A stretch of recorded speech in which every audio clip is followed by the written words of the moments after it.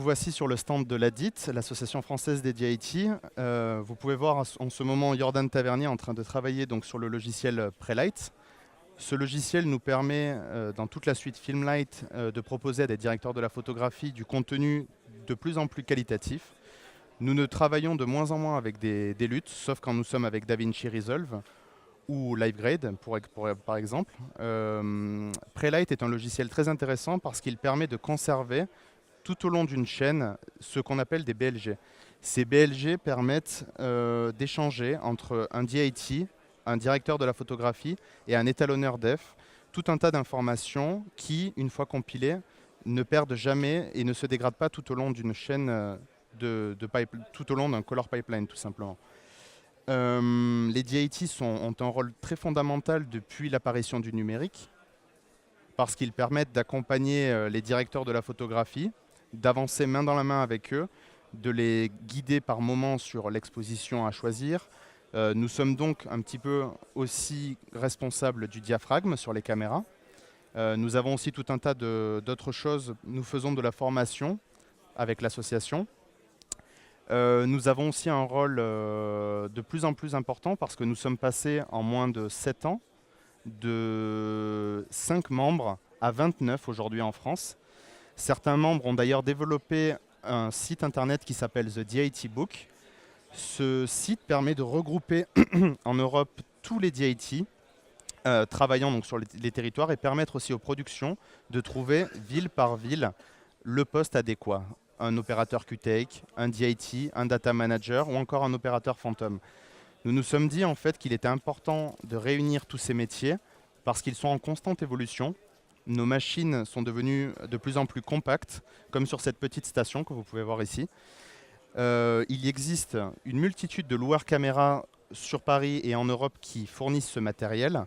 Voilà, pour le coup ici, une station de Before Post et derrière, vous avez une station un peu plus conséquente qui vient de Nextshot.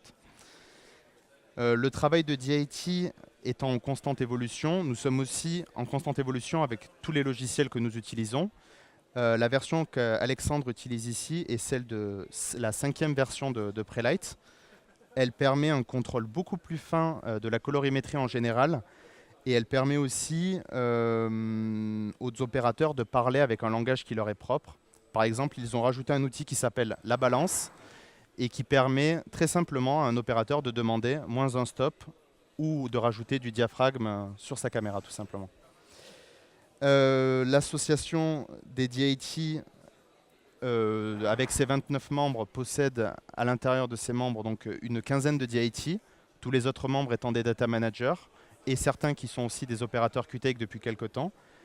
Vous pouvez vous rendre sur le site a-dit.com afin de voir un petit peu tous les films sur lesquels nous avons travaillé. Concernant aussi le site de l'association, vous pourrez retrouver dessus ce qu'on appelle la Bible du DIT, un document qui a été traduit en anglais et en espagnol et qui est en français aussi pour l'instant, que nous souhaiterions traduire en italien pour l'occasion d'ailleurs. Ce document en fait reprend sur une centaine de pages l'ensemble des connaissances requises pour être DIT.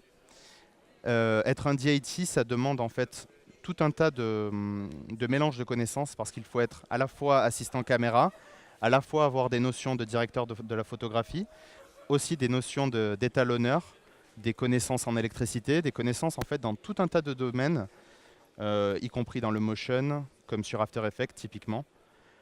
Voilà, toutes ces compétences réunies permettent à d'excellents DIT aujourd'hui d'opérer sur tout le territoire européen. Nous avons travaillé avec de nombreux directeurs de la photographie en France, à savoir par exemple, il y a des directeurs de la photographie qui ne peuvent plus se passer de nous, avec qui on travaille tout le temps main dans la main, à savoir Thierry Rabogast, Philippe Rousselot, Nagata, il y a Darius Konji aussi, voilà. Il y a tout un tas de directeurs photo qui ont trouvé un vrai avantage à avoir des DIT sur leur tournage, y compris parce que la résolution des caméras, les workflows se sont quand même vraiment complexifiés avec le temps. Le poids des images est devenu quelque chose de problématique sur beaucoup de tournages.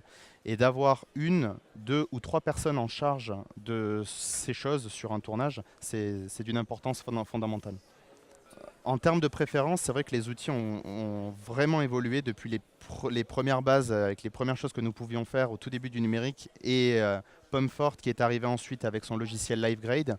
Nous avons eu aussi DaVinci Resolve en live qui nous permettait d'interagir sur la colorimétrie.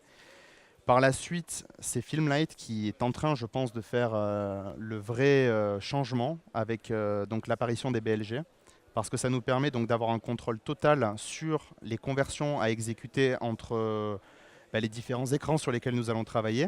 Ça nous permet aussi de communiquer parfaitement en fait, entre ce qu'un étalonneur voit, ce qu'un opérateur voit sur son MacBook et ce que je vois sur un écran OLED. Toutes les conversions sont si fines en fait que normalement, toute personne sur une chaîne de l'image est censée voir la même image tout au long du processus. Je peux vous en parler aussi. Donc, en termes d'engagement auprès de cette association, j'ai différents rôles. Je m'occupe d'organiser donc des workshops avec l'autre association qui est à côté de nous, l'AOA, qui est l'association des opérateurs et des assistants opérateurs parisiens. Notre rôle en fait est aussi de les former eux en tant que second assistant caméra, aux premiers assistants caméra, aux différents outils que nous utilisons afin qu'ils soient capables eux-mêmes dans des petits documentaires ou sur d'autres types de films, qu'ils soient capables de gérer des workflows qui, s'ils sont bien pensés à l'avance, ne sont plus si compliqués en fait à gérer aujourd'hui. Et donc il y a ça, donc les workshops. Nous organisons aussi très fréquemment des réunions avec tous les DIT français afin de voir un petit peu comment nos métiers évoluent, afin de mieux saisir l'évolution de nos métiers tout simplement. Et dans les dernières nouveautés aussi, ça nous arrive d'organiser des colloques et nous souhaiterions prochainement réunir tous les DIT européens sur le territoire afin d'organiser un énorme colloque qui permette à tout un chacun d'avancer et d'aller plus loin dans le métier de DIT.